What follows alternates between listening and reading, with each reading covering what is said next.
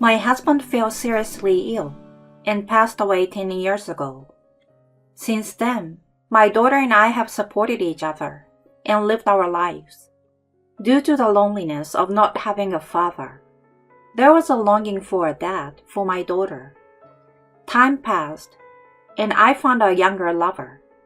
He is a kind person and promised to make me and my daughter happy. After that, I decided to introduce my daughter to my soon-to-be remarried partner. I was sure that my sweet daughter would give me her blessing. "Mom, that person is absolutely no good."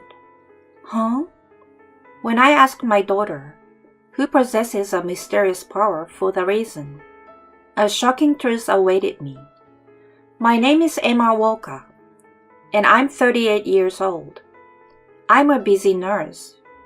Right now, my daughter Rory and I live together in an apartment.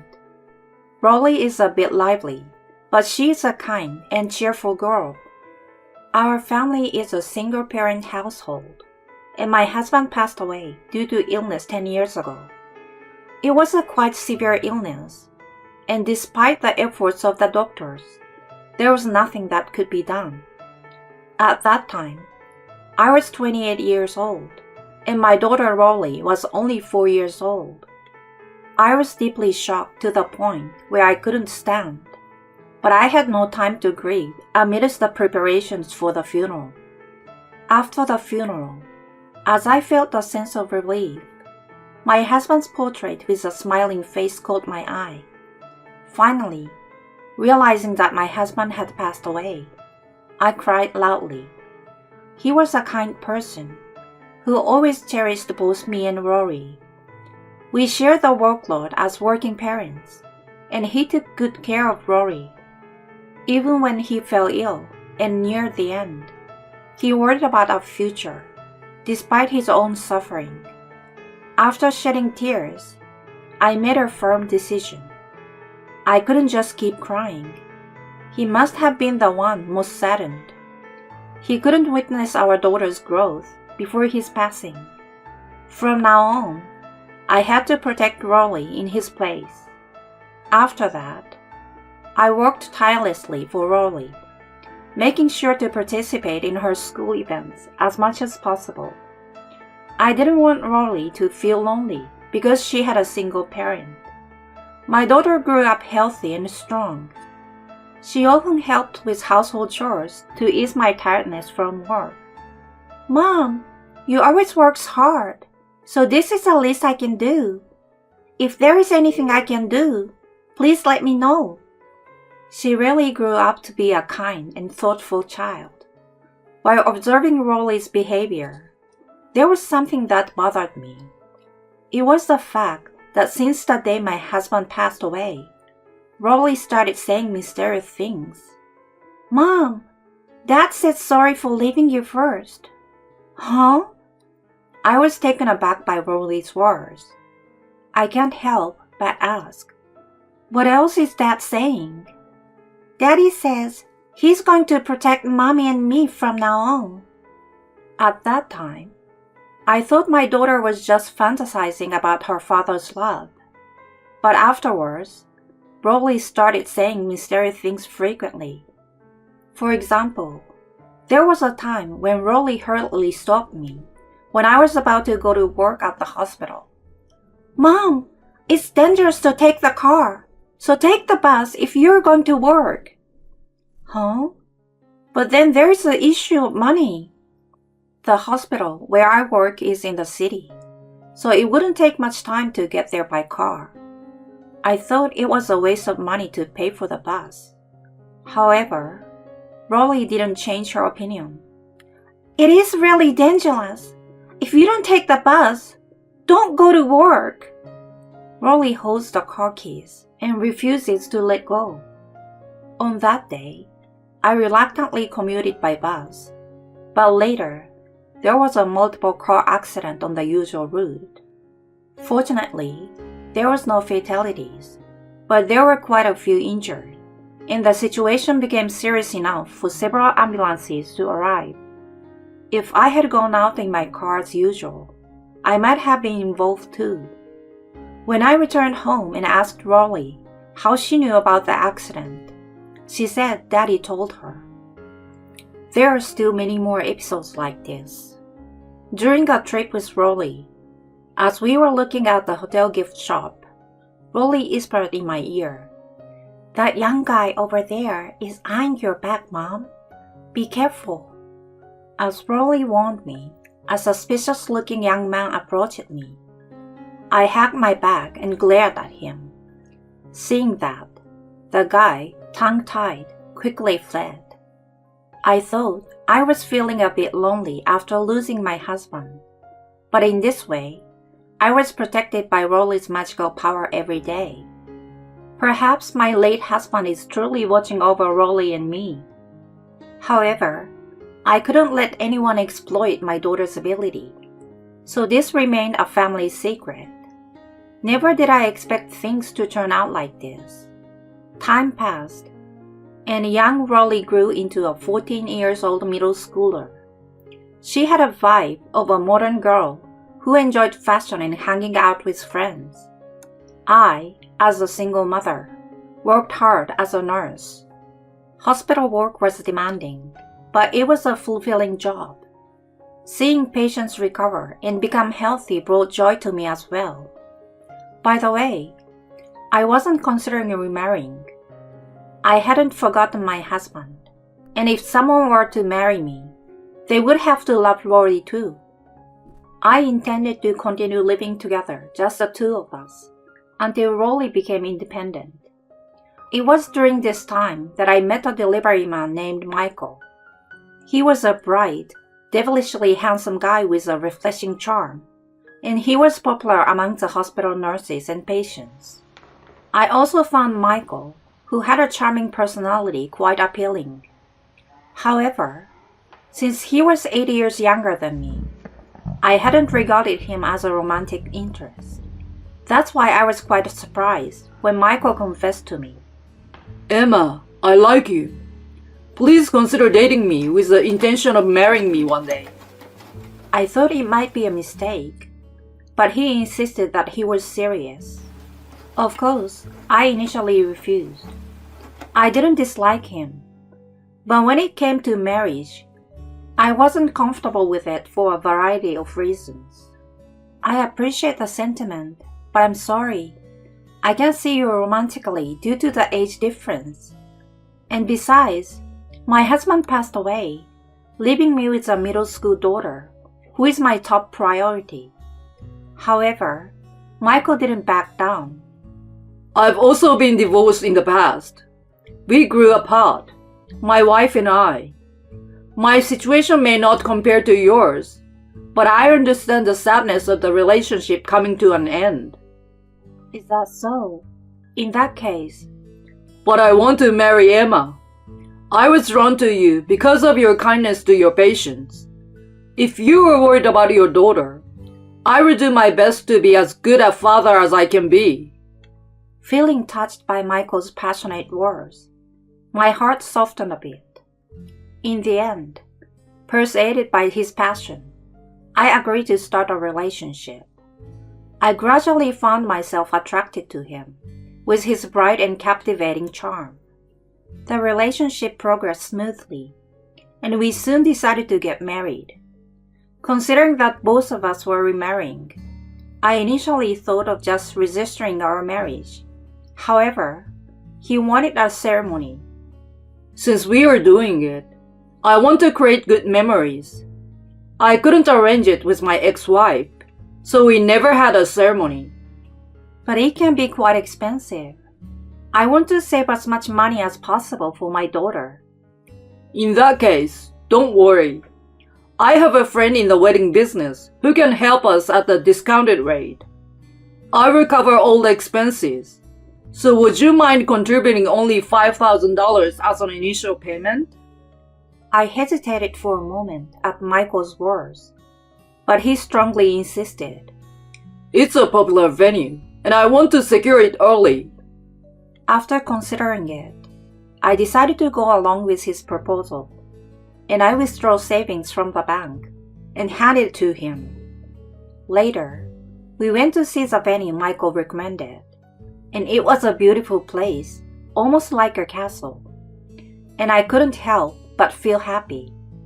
A few weeks later, the day arrived when I introduced Michael to my daughter and parents. I was a bit nervous, but since he was someone who quickly got along with anyone, I thought it would be okay. When we welcomed him into our home, my parents were impressed by Michael's politeness and charm. He had been working for a courier company, but was later headhunted by a real estate company and decided to change jobs. Michael's new apartment is available at a discounted rate. What do you think, Dad? Would you consider investing in it? My mother seems uninterested in Michael's talk, but my father was enthusiastic. However, Rory remained expressionless, staring at Michael.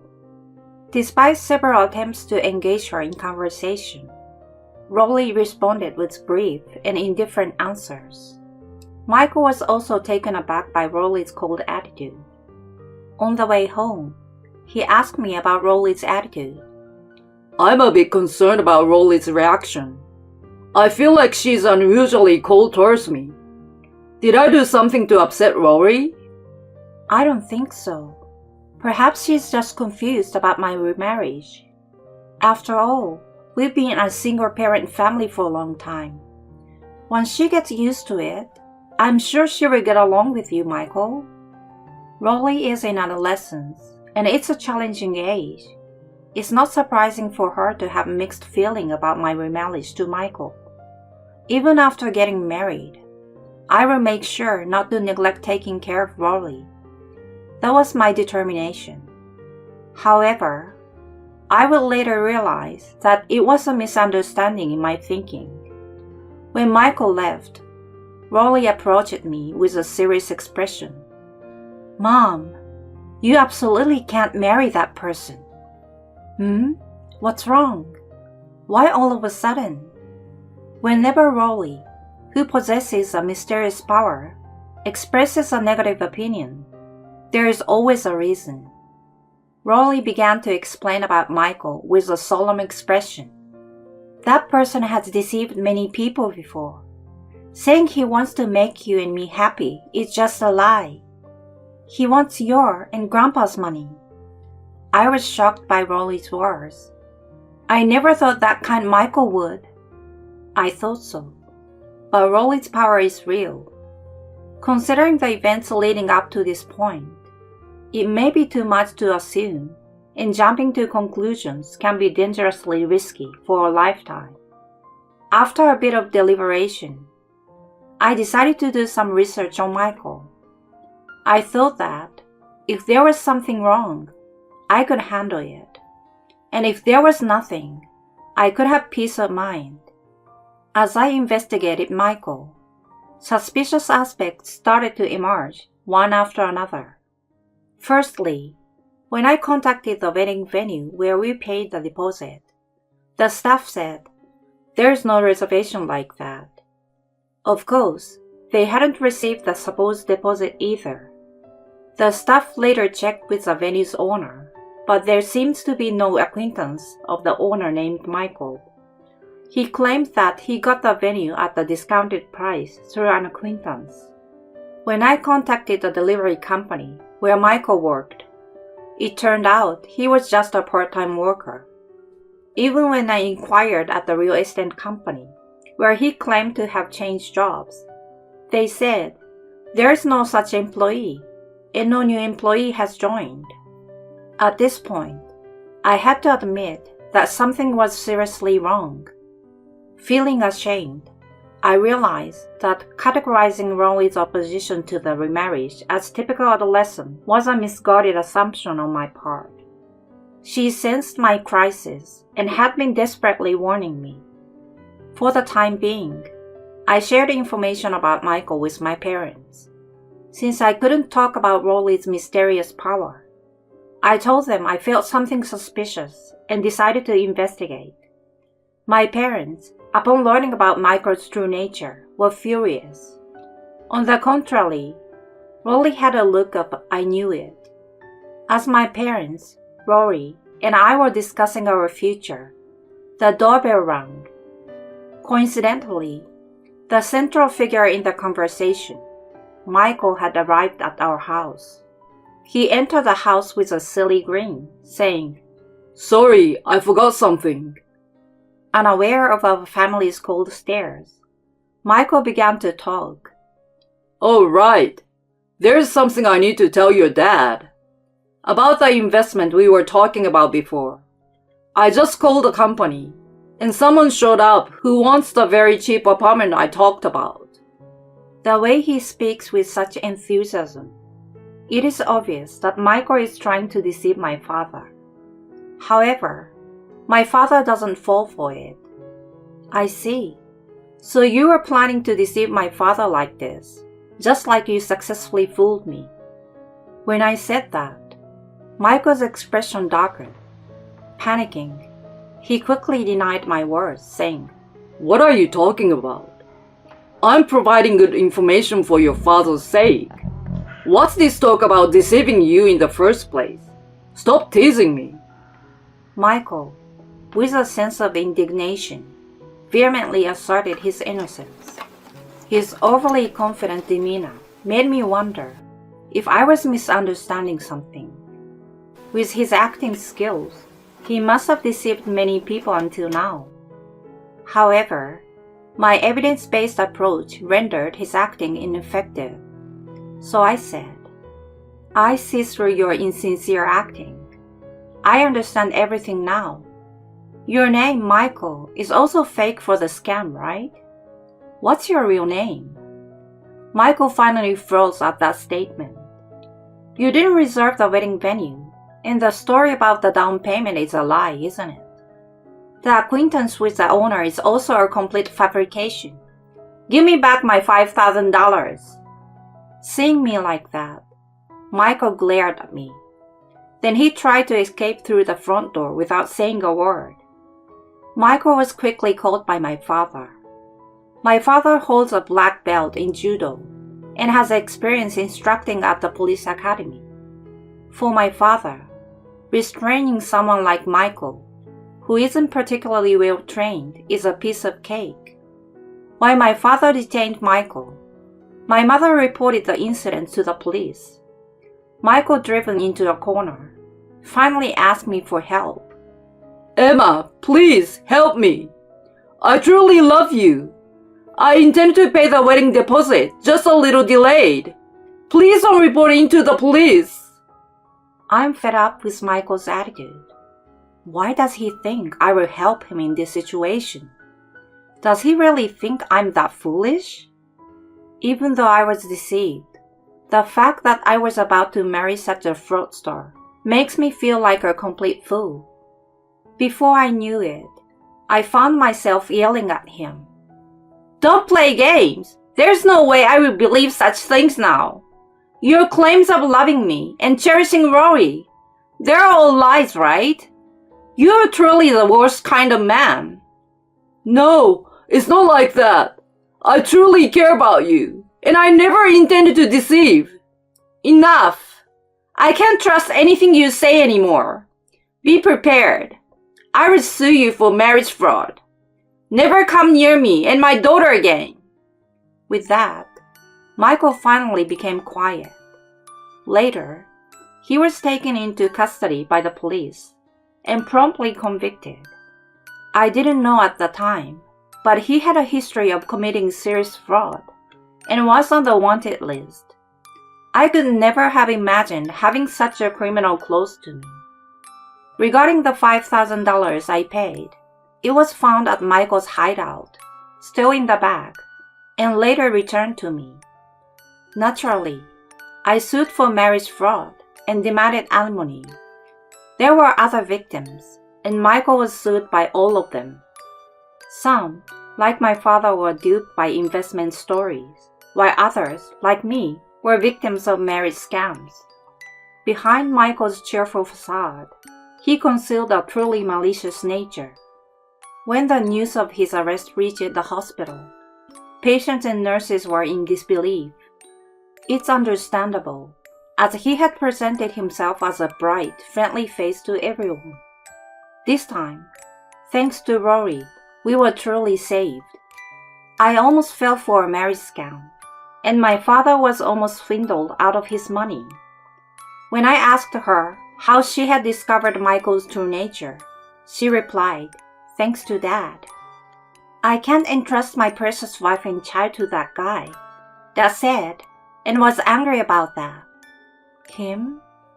Dad, is always watching over you and me from above. I will never let you two be unhappy.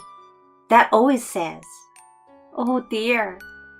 When I heard Rory's words, I felt like crying a little. Even though my husband has passed away, he has been watching over us from heaven. And so, peaceful days with Rory have returned. From now on, I want to express gratitude to my husband in heaven and continue living happily with my child.